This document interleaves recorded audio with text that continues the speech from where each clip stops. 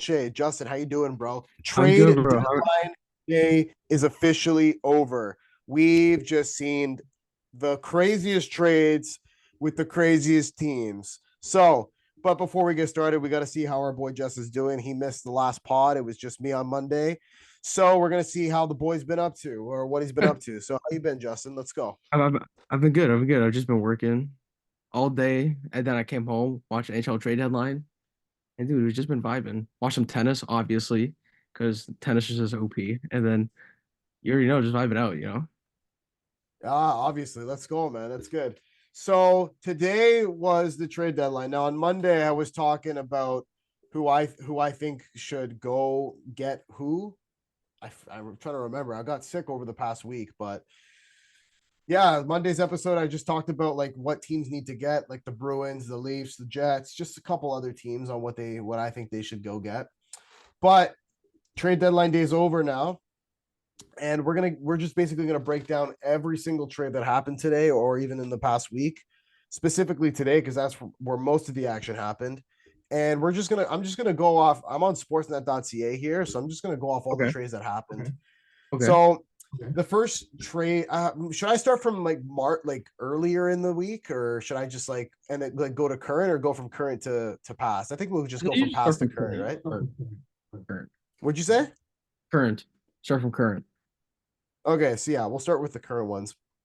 Okay, so let's talk about the Devils first because the Devils end up acquiring Capo Kakinen from the San Jose Sharks in exchange for Vivek Vanacek and a seventh round pick in 2025. So the Devils add a goalie here. They added another one, but we'll talk about that shortly.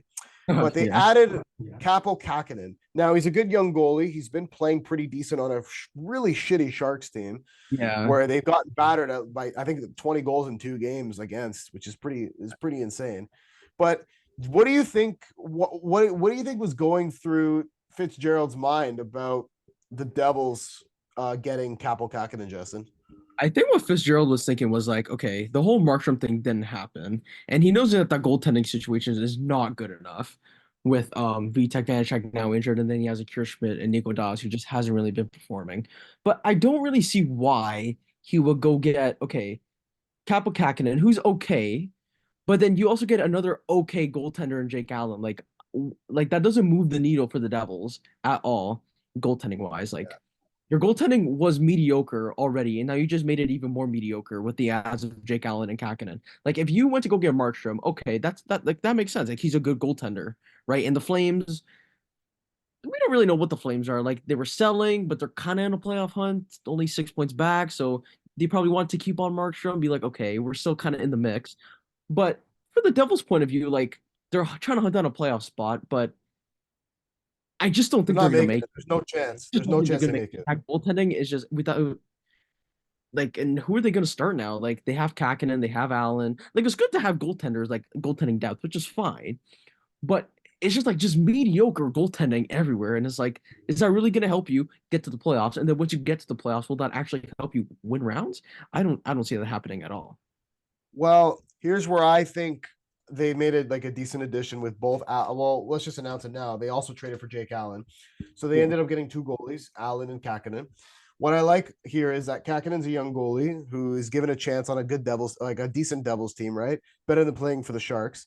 You know he's going to start. You send Dawes and Schmid down to the AHL, or if you want to run three goalies, that's fine.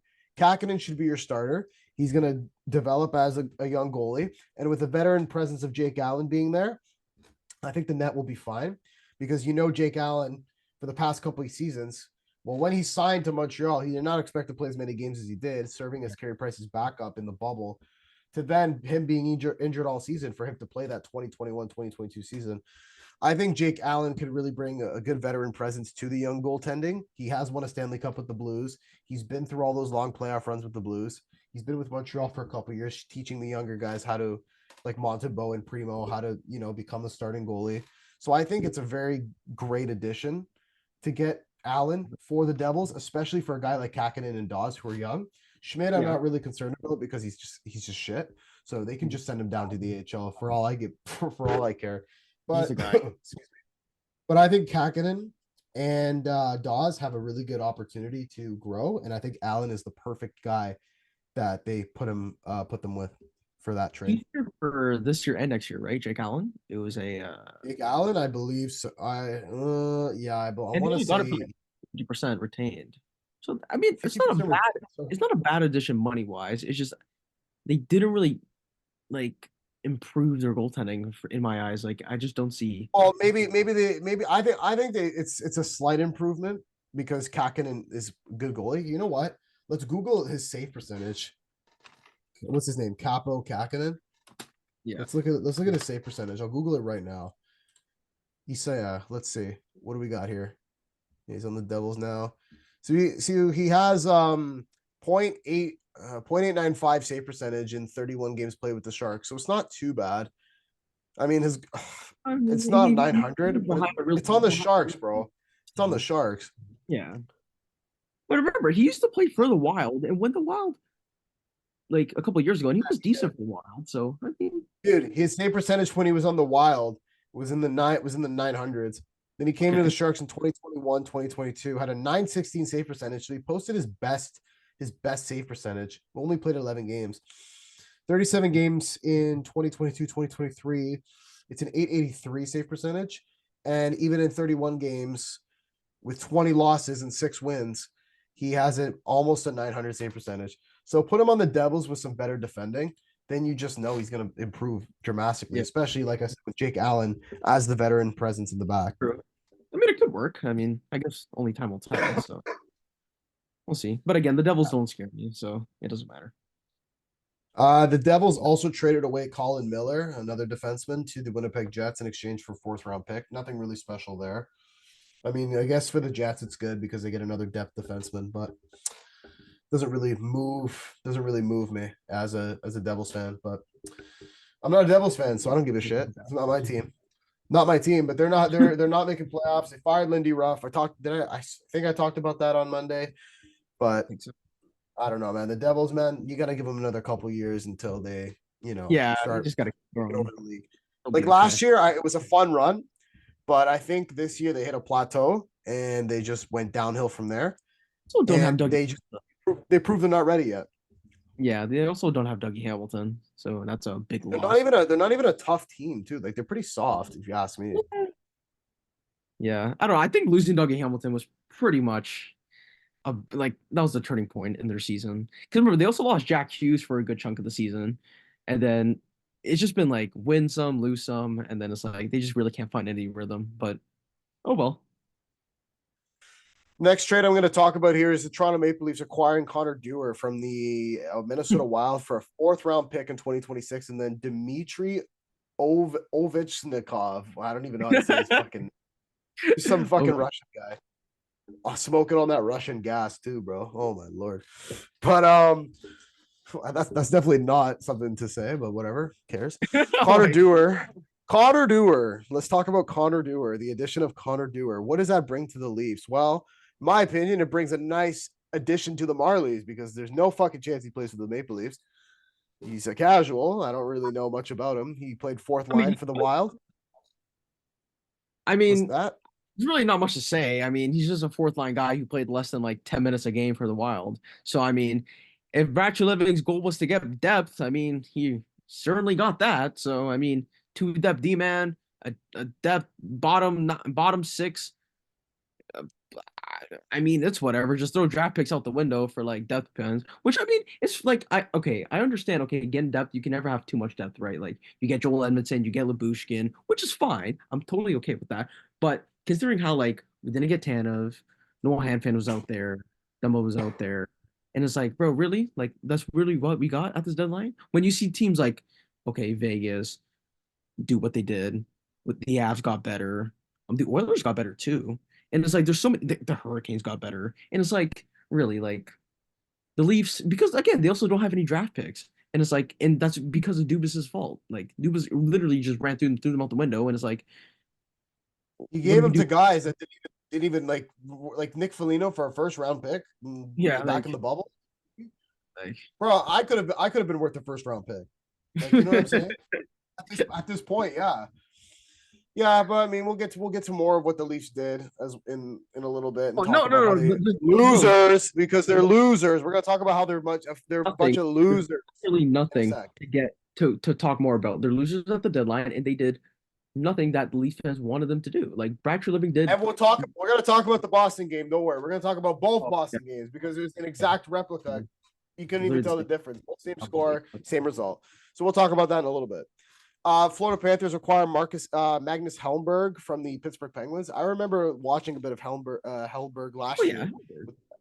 He's a decent goalie, so definitely there. adds a little bit of depth goaltending wise. He could be the third. If Bobrovsky needs rest time for the playoffs, you can always just throw Helmberg and Stolars as your tandem for a little bit just to give Bob some rest.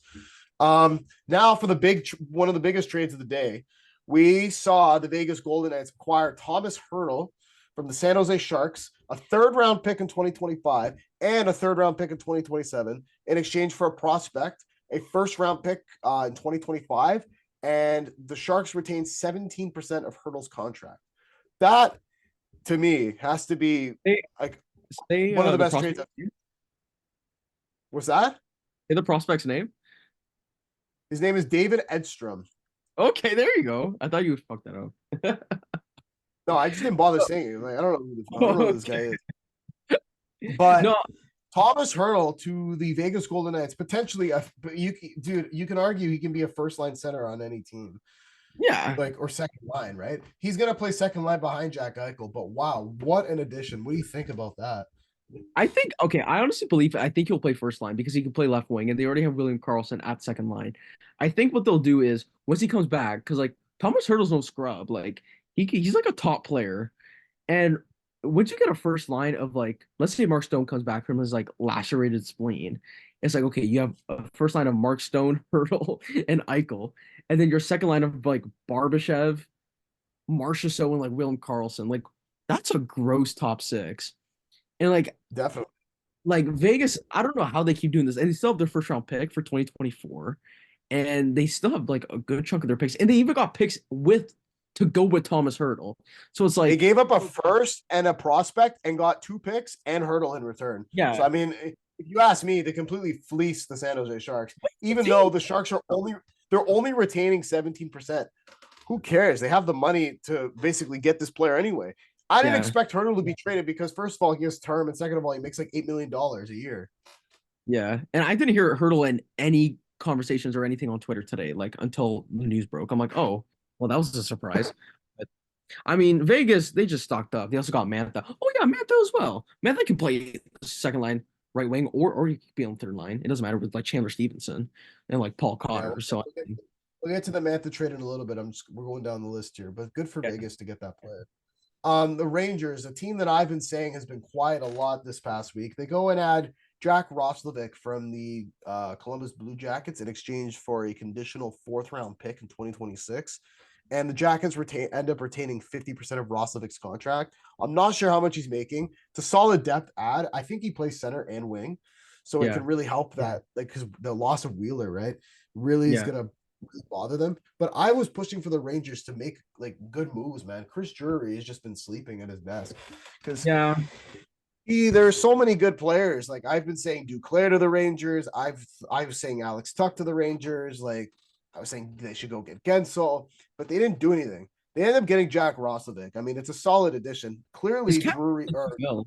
So Drury and Laviolette assume that their team's good enough to win the cup, which is, yeah. I mean, they've proven that they're a top like 5 team in the league. They have one of the best records. But I mean, I feel like they could have made a bit more of a splash in the deadline. Yeah, I feel so too. But I mean, if Peter Laviolette, if that's what he thinks, like if the team's set and he's sold on the team, then I mean, if he thinks maybe Roslovic could be that addition that helps them, with their depth, and who knows, he could maybe play on the second line, third line. I mean, I don't see a problem with it. I mean, I mean, I, we both think they can make the we both think they can make the cup final. yeah, It's I definitely think they'll. possible. I definitely think they have a shot at the cup final. It's just like again, not every team has to make huge splashes like that, right? Like, yes, like they got Rosovic. He's a guy on the team that they have now and built, so I guess they'll run with it. I guess so. I mean, they're still a good team regardless. And adding Roslovic is only just a little, just helps a little bit. Okay. What was I gonna say? Next trade. Can you hear me, by the way? Because the internet's looking a little shaky over here. Yes, I can. Okay, good. Because I don't know what fucking Rogers like, but whatever. We deal with it. We live with it. We pay for it. Whatever. Tampa Bay Lightning acquire Matt Dumba and a 7th round pick for a 5th round pick in 2027. Again, what are these fucking selling teams doing? How are they giving up more and getting less in return? I don't I understand. know. Like the Coyotes get a 5th round pick, okay, but they give up a 7th and Matt Dumba. I mean, good for Tampa Bay. Doesn't look like any salary retention is going to be on there, but I don't think Matt Dumba makes a lot of money. No, Anyway, no, it wasn't that much. I don't know. I mean, this is what the Coyotes do every deadline. Like they're never buyers anyway. They just pick up guys on the offseason 1 year deals and then sell them for assets. So I mean, or prospects or draft picks. So I mean, you know what? If that's how they want to continue to roll, then that's fine. Lightning though, on the other hand, I mean, they get Matt Dumba, right shot D man, which I mean helps their blue line because Sergachev is also hard to injured find in the from league nowadays, apparently, because every defenseman's left-handed. yeah. So I mean, you know what? They added a great guy, Matt Dumba, on the blue line while Sergachev's out. So when Sergachev comes back, they have Sergachev and Dumba over there. So I mean, you know what, man? It's a good ad. I think it's a good ad with to go along with Duclair, who also helps with that forward core because you can't just you literally just cannot rely on just Kucherov and Point like the whole time. Like you got to get guys too, you know. So Duclair's another good ad. Like there's nothing wrong with that. So I like what the Lightning did as much as I hate to say it. I actually like what they did. Pretty cool. Like they did like the quietest moves, but they did the right moves, if that makes Yeah, sense. yeah, They yeah. didn't have to go get a big guy. They didn't have to go get Noah Hannafin. They didn't have to go get Gensel. They just added a couple pieces that they think they need. I mean, they're sitting second in the wild card with like I think on a 3-game losing streak. But I guess they knew they know they're gonna make playoffs, so they end up adding Dumba and Duclair. So good on them. Yeah. Forward Andrew Peak got acquired from the Columbus Blue Jackets, going over to the Boston Bruins in exchange for Jacob Zaboral. I think that's how you say his name, and Well, a 3rd round pick in 2027.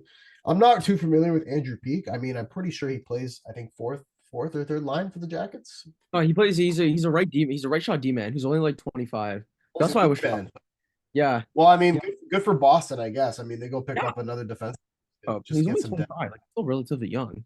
So Again, another right shot defenseman, which again you never find anymore in this day and age. So Boston adding definitely didn't make as big of a splash as last year where they added like a fuck ton of guys.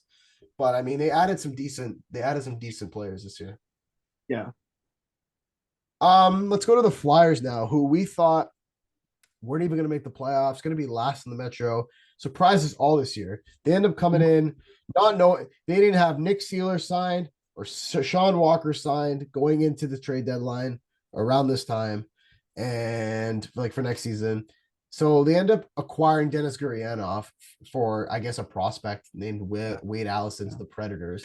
Then the trade that I was very surprised to see, they go and get Eric Johnson from the Buffalo Sabres for a 4th round pick. Former, I think it was a 1st or 2nd overall pick from the Avalanche way back.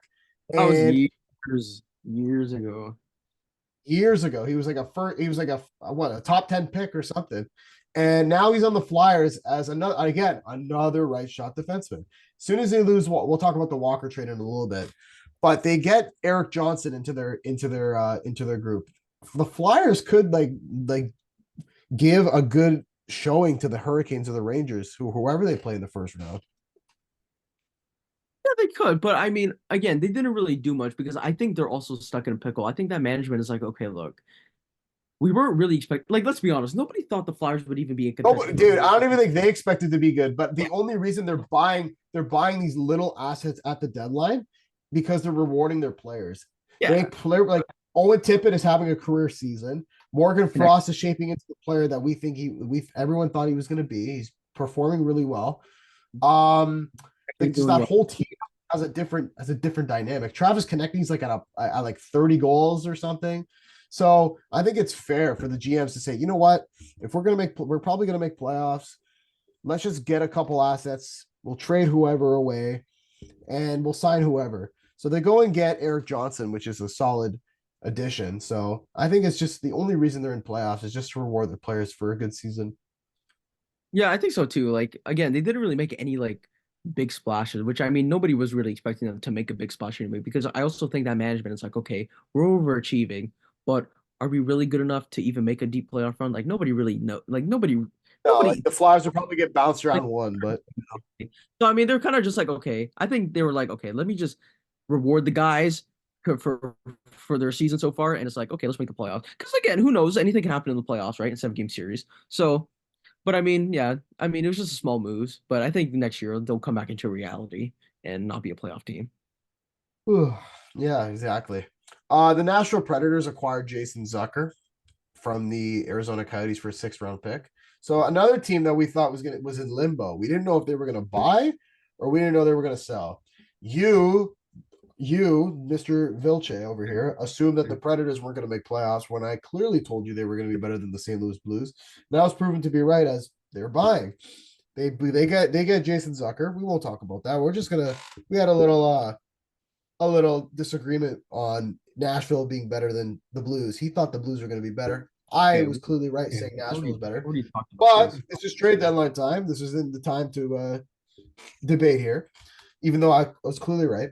Okay, So Jason okay. Zucker goes to the Nashville Predators as a good depth piece. So I mean, I say that's a fair. I think that's a good trade for Nashville. Yeah, I think it's a decent trade. Although I saw a stat where like he's played like 30 playoff games and only has like 8 goals. Like he's not really that much of a playoff producer, Jason Zucker. But I mean, You know, that's the thing. He's he's a probably gonna guy. play like third, fourth line. You know what I mean? He's not gonna Yeah, play so like I mean, top like two. it's a guy. It's cool. And then they also got Beauvillier. So I mean, that's also like because him and Barry Trotz got that connection for the New York Islanders. So I mean, he's familiar with Barry Trotz. So I mean, they're good. They're good pieces who can help that forward core because it's really just like O'Reilly, Nyquist, and Forsberg. So it's guys. Dude, well, to also think that a couple weeks ago they were debating on trading fucking Soros. They're thinking of trading their star goalie a couple weeks ago. Yeah, it's because they got on this hot streak right before the deadline, and I think Barry Trotz was like, okay, I should reward these guys too. And you know what? I mean, I've said it before. I think I said it on Monday's pod when talking about the Canucks. I think the Canucks might like they could just blow it because right now, as it seems, I think at the moment their first round matchup is Vegas. They even play Nashville. Like Nashville's gonna give them a show, man. They're gonna like they're not a pushover. You know what I'm saying? Yeah, I could see that, but I don't know. Like, are we sold on Nashville in the playoffs? Like, I don't know. Again, I'm it's not. like it's another over. I'm not sold on a lot of. I'm not sold on a lot of teams in the playoffs. Yeah, I don't know. It'll be interesting though. And I like what you tweeted. It was like, oh, but going back to Vegas, I think you said, oh, Vegas should drop into a wild card spot so that they play the Jets. I agree with you on that because one, the Jets are frauds, and two, I'm pretty sure the Vegas don't want to face the Oilers or the Canucks, and I think the Jets, I think they fancy the Jets against the Jets more than the Oilers or the Canucks. So I agree with you on that. I mean, the Jets don't really scare Well, anyone. follow everyone who's watching. Follow my Twitter at Anthony Carboni on or Twitter or X, however the fuck you pronounce it nowadays. Another trade we're gonna talk about. Chat. I mean, we'll go. A couple of them will go briefly. Chad Bro, Ruedel just get through those. Like, got to the Rangers in exchange for a 4th round pick from the Penguins. It's fine. Okay, two big ones here. We're three big ones right here. Four big ones here. I'm just looking down the list. okay. Kyle Okposo from the Buffalo Sabres heading over to the Florida Panthers, the Leafs nightmare, in exchange for a prospect and a conditional 7th round pick. Kyle Okposo on the 4th line with who was his name? Nick Cousins. They'll probably put Nick Cousins with him. They'll probably Blomberg. throw Well, Blomberg on there with them. yeah. That to me is a very good trade. The Sabres trade their captain because I'm pretty sure Buffalo's GM like wanted him to go to Florida because I think Florida was his like number one destination, and he gets to reunite with. I think did he play with Sam Reinhart or am I tripping there? I so. Oh, yeah, I'm pretty sure. Yeah. But yeah, but now he's on the Florida Panthers, and the Panthers are looking even better than Yes. even though they're the best team in the league, probably going to win the President's Trophy. If I mean unless they go on a losing streak, but they're still like on track to win the President's Trophy, and they got better. Like with even having the best team in the league, and you just get better. It's just Yeah. It's just insane. ridiculous. And another Leaf rival, the Boston Bruins, acquire Patrick Maroon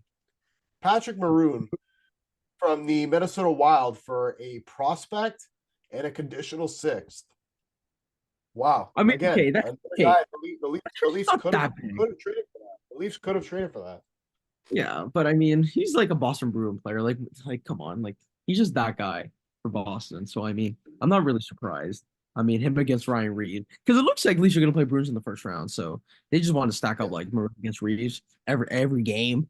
So it's like screw it, you know? And while we're on the Boston Bruins topic, apparently Linus Ullmark was going to get traded to I think it was a team on his no trade clause, but he didn't want to go there due to the Yeah, geography of the location. Now, you said it was excuse me, LA, right? yeah. I saw reports that it said it was LA, and he said he didn't want to go due to geography reasons, which is interesting because I don't think I've ever seen that. Like, was it just like a report coming out saying that a player just didn't want to go for like geography reasons? So I found that interesting. But you can see what Allmark like. Maybe there's more to the story. There's probably more to the story as to it just being geography reasons. Like he's Well, it's good in also, I mean, Boston. taxes in LA are pretty crazy compared to Yeah, and Boston. like So he's good in Boston, like that splitting probably had starts. to do with something. Yeah, and like splitting starts, not having like a heavy workload. Because you knew if he was going to LA, like he was gonna get every start pretty much. Like, but now he just splits games with Wayman. He's having a good time. He's with his best friend. It's like what more like he's perfect there. So it's like I don't see why he would have accepted. You know, it's like he's chilling in Boston. It's Yeah, whatever. but He's if I'm the Bruins, I'm trading one of my number one goalies because they're both starters on any fucking team. So I'm trading at least one of them. I mean, Allmark because he's older. You trade one of them and get a bunch of assets in return. I mean, I guess it's fine. But what I would do is the mistake they made last year was only starting Allmark, even though he was injured for a little bit during that Florida Panthers series. Split them, bro. Split them in the playoffs. What's the worst that can happen? One's shit. Okay, put the other one in. You're gonna get a home ice advantage anyway, and you're playing the Toronto Maple Leafs, so you're guaranteed a first round win. true. That's Am I true. wrong? Like, no.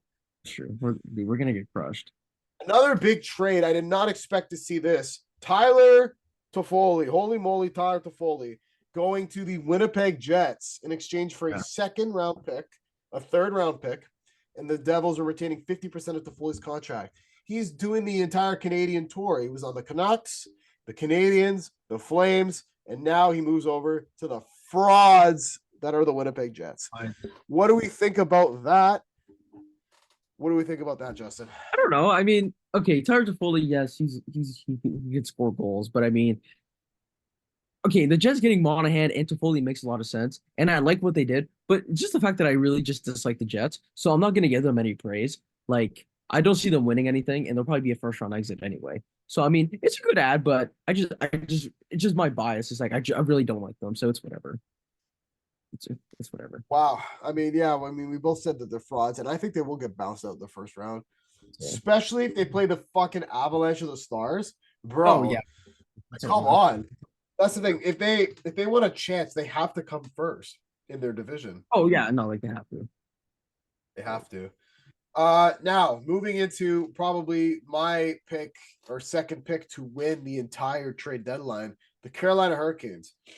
So we're gonna both of these trades back to back. So let's just do it all together. They acquire Evgeny Kuznetsov, Jake Gensel, and Ty Smith. They give up a third round pick.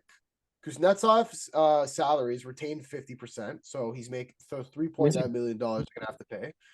They give up Michael Bunting, I guess three prospects, a first round pick to the Penguins, a fifth round pick to the Penguins, and the Penguins are going to retain 25% of Gensel's contract. So you basically improve your top six tremendously. Yeah.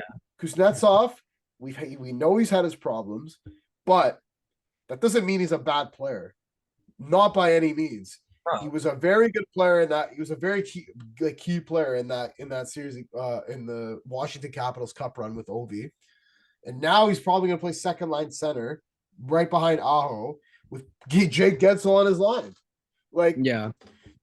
the top six of Aho, Teravainen, Svechnikov, Gensel, Kuznetsov, and then I don't know, throw anybody else on there. And Natchez, that's the guy. Natchez. That's a Yes, yes. really good top six. Oh, Really good top six. it's scary.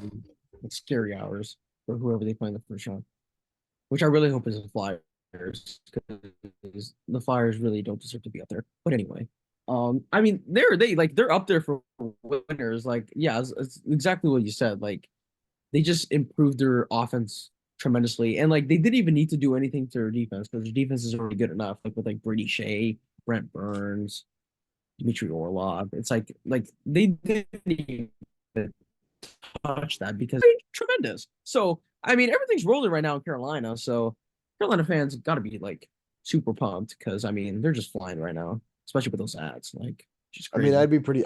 I'd be pretty pumped myself if I was a Carolina Hurricanes fan, definitely. All right, skipping through all the trash trades. I mean, we don't really care. Let's get to the big ones. What's another good one? Troy Stetcher went over to the Oilers for a seventh and a fourth. Why are you so high Now, on that? Why no, hold on. Why are you so high on that deal? Why do you keep telling me about Troy Stetcher? well, I mean, here's the thing: Troy Stetcher's a young defenseman, right? He can Okay. be that third right shot pair defenseman. He's fine. I don't see what the problem is. He just adds a bit more depth to the Oilers' lacking defense. I mean, I'd rather have him than Cody Ceci as my last pair Okay. defense. It's pretty solid. He's a young guy too. Like you can't just knock him down because he played for the Coyotes and the Flames. No, I know. I was just saying because like you talk about Troy Stetcher, so I'm like, okay, like what about Troy Stetcher? Like, it's like amazing. But okay, I get it. Also, the Okay. Oilers. No, we're already on the Oilers. Let's talk about them. Them adding Adam Henrique and Sam Carrick. That didn't really do at this deadline because that's really good like additions. Like they both play penalty kill. Sam Carrick is like he can play penalty kill and he's a good defensive forward. Adam Henrique, he can versatility, center left wing, he can score goals. He has grit. He's a playoff guy. Like I think that's like one of the more underrated moves at the deadline because nobody's really talking about that. Like Adam Henrique can really help that team, especially with the team that already has Corey Perry on there and Evander Kane. Like that's like the pretty good team. But then you also have, your McDavid, your Draisaitl, your Hyman, your Hopkins. Like that's pretty scary. Like they were already good. Now they just got even more better. Like Henrique's also not a scrub. Like he's a pretty good offensive player. So I like what they did with that. And now Oilers fans are like, oh, we gave up our first round pick. Yeah, okay, I understand. But I mean, you've also seen Tampa Bay throw around first round picks for fun and they won the cup. So I mean, the Oilers have a real shot here. Like, let's just not be like, oh, they don't have a shot. Like they have a shot at the cup. So me personally, I don't think they'll win it. But I mean, I think that's a great ad. Like it's not really getting talked about, but I think it's a phenomenal ad. Well, I mean, he took him from the Yotes. The Yotes are. I'm like speaking about the Yotes. They're just dummying the Red Wings right now, like 4-0. Really? Holy! And that's a team I'm really disappointed in that they didn't do. Is the Red Wings? They didn't do anything. Yeah. They Just didn't go get a goalie. I mean, I guess they're just gonna roll with Lyon. I mean, they're most likely gonna make playoffs. yeah, I But guess so. like, what's the loss of Larkin's really like shitting on their fucking past couple games. Like brutal. Okay, we're gonna talk about a couple more here, and I think we'll cut it out. We already said Bavilier to the Predators.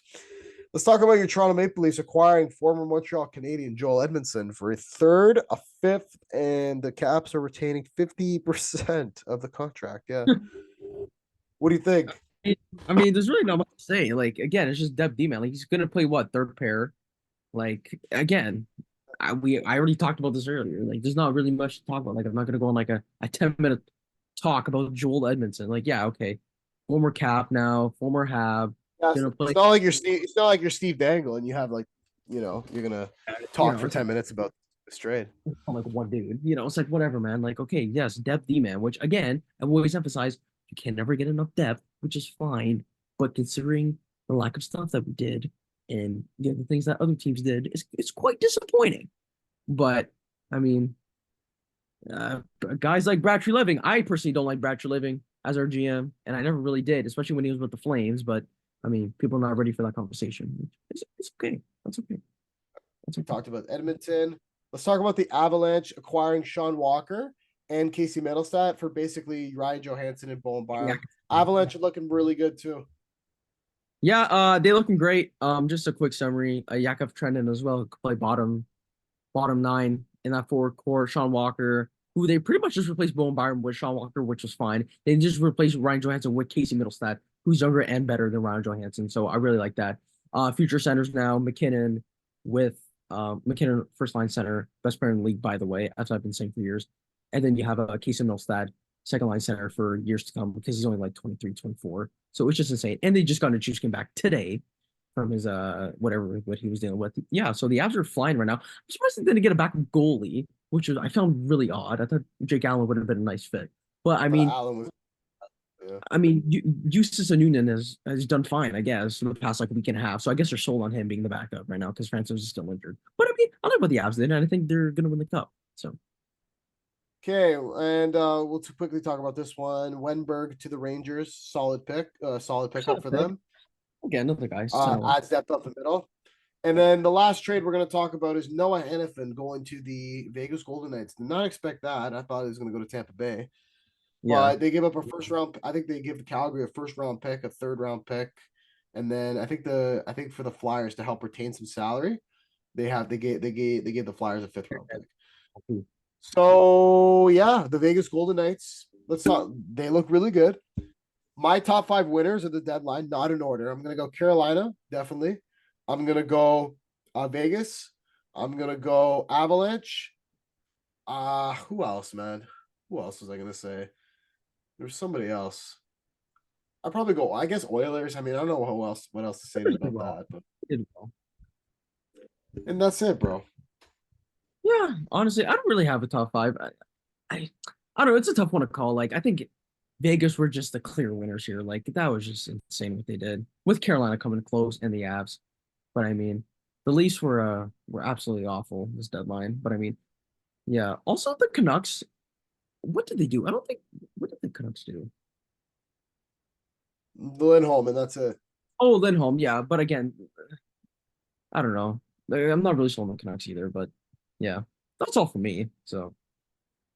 Well, I think we'll call it a day there. Thank you guys for watching the latest episode of the Age of Sports podcast.